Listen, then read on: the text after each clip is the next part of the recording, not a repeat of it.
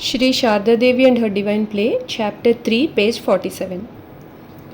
In Kamarpapur, my mother-in-law saw the goddess Lakshmi as a fair-complexioned girl of 14 or 15 adorned with earrings made of conch shells and diamond-cut bangles around her arms. She talked to my mother-in-law under the bakul tree in front of the house. My mother-in-law asked, "Who are you, my dear?" Lakshmi replied, "I have just come here." My mother-in-law asked, "Have you seen my son Ramkumar? He has gone to perform worship. It is quite late and has not returned yet." Lakshmi replied, "Yes, he is on his way back with his gifts.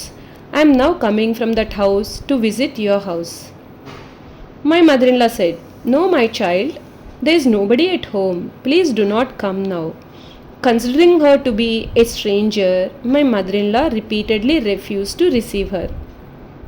Lakshmi then said, "All right, my gracious gaze will remain on your family." She then disappeared. Just see, their financial condition never improved to a great extent. Somehow they got by with plain food and ordinary clothing.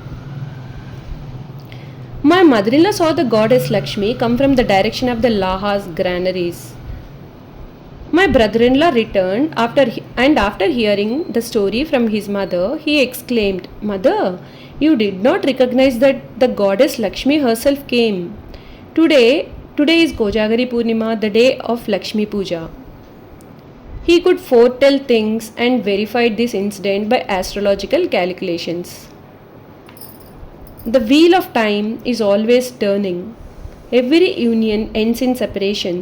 After spending 7 months in Kamarpakur, Ramakrishna left for Dakshineshwar and Sarada returned to Jairambati. Sharadananda wrote about the transformation that took place in Sarada after living with her husband. By the time the master left Kamarpakur for Calcutta a few months later, Sarada was endowed with an infinite wealth of joy that she carried back to Jairambati with her. We can easily guess that this blissful experience had effected a transformation in all her movements, speech and conduct, and in how she worked. But it is doubtful whether ordinary people noticed this. She was now gentle and not fickle, thoughtful and not impertinent, and her love was not blinded by selfishness. Moreover, her experience had eradicated all kinds of worldly desires from her heart, made her infinitely sympathetic to the pain and suffering of others, and gradually transformed her into an embodiment of compassion. Due to the influence of this inner bliss, she neither felt any physical suffering nor was she disappointed if the loving care she gave to her relatives was not reciprocated. Content in every respect and absorbed within herself, she passed her days at her father's house. Although her body was in Jairambati, her mind was with the master at Dakshineshwar. At times, she felt an intense desire to see the master and be with him, but she carefully controlled herself and waited patiently. She believed that since the master had graciously loved her so much at their first meeting, he would not forget her. When the right time arrived, he would call her to him.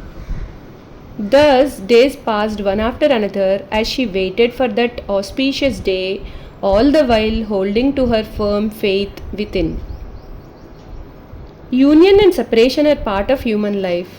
The joy of union is intensified 1,000-fold after a long period of separation and intense longing. Mental union is higher than physical union, and spiritual union is higher than mental union. While studying the lives of the avatars, we find that for a certain period of their lives, they were separated from their spiritual consorts. Rama was separated from Sita, Krishna from Radha, Buddha from Yashodhara, and Chaitanya from Vishnupriya. Is there any meaning to this? We do not know. Perhaps it was part of their divine play to teach humanity how to be detached from family ties and shun attachments.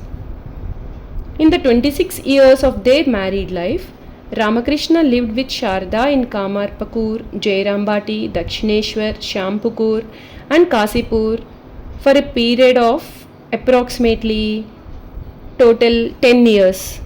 Jai Ma.